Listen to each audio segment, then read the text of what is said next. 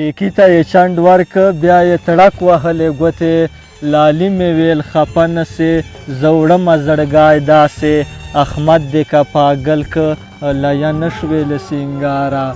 احمد دې که پاگل که لیه نشوې له سینګاره په تا یې چینولی ده جانانه پیرای داسې لا لا لا لا لا لا لا لا لا لا لا لا که وختونه دا عارف سلطان عارف ته سپیشل تحفه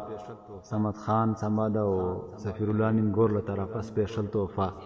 صحیح ده که وختونه د هجران دی دا چنوې کیسه نه ده که وختونه د هجران دی دا چنوې کیسه نه ده ډېر غمونه مې د جانان دی دا چنوې کیسه نه ده جان بپړې ته ورنه کړم خیر دې نه که د هر لورې جان بپړې ته ورنه کړم خیر دې نه که د هر لورې تهمتونه د جهان دی دا چنوې کیسه نه ده ډېر غمونه مې د جانان دی دا چنوې کیسه نه ده شعر ده دا د کښلو زوړ رواج دی چې میینه سړی د خوار وي دا د کښلو زوړ رواج دی چې میینه سړی د خوار وي نن کما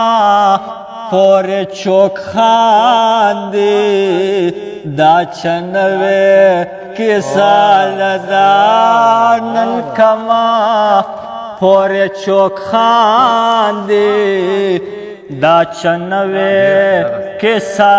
نه ده شعر ده یو زه یم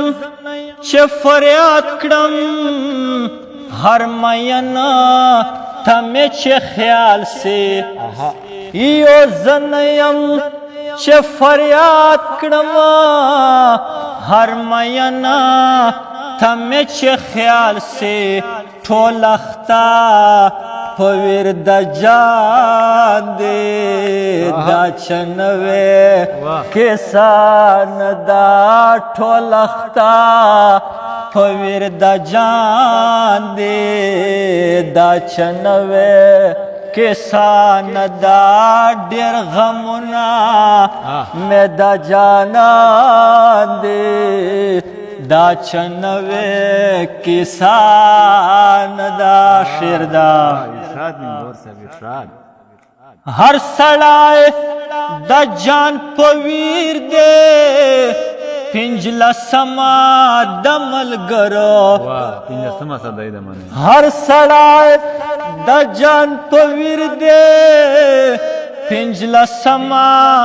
د ملګرو محفلونه چې نن وړاندې دا چنوې کیسه نه ده هر سړی د جان په ویر دی پنځلسمه د ملګرو محفلونه چې نن وړاندې دا چنوې کیسه نه ده ډېر غمونه مې د جانان دی دا چنوې کیسه نه ده شعر ده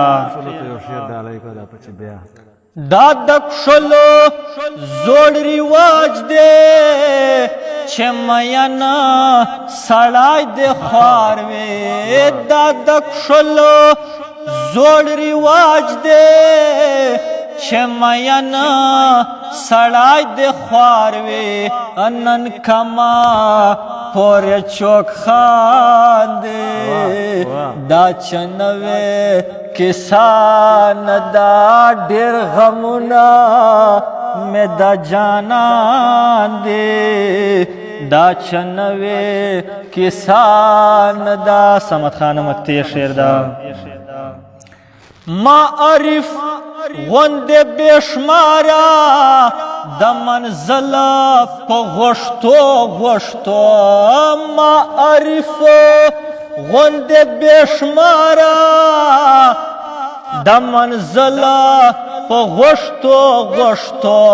پاتې شوی په ارمان دی دا چې نوې کسان دا پاتسلی په ارمان دی دا چې نوې کسان دا که وختونه د هجران دی دا چې نوې کسان دا ډېر غمونه مې د جانان دی دا چې نوې کسان دا بیا سپیشل عریف سلطان ته ډالۍ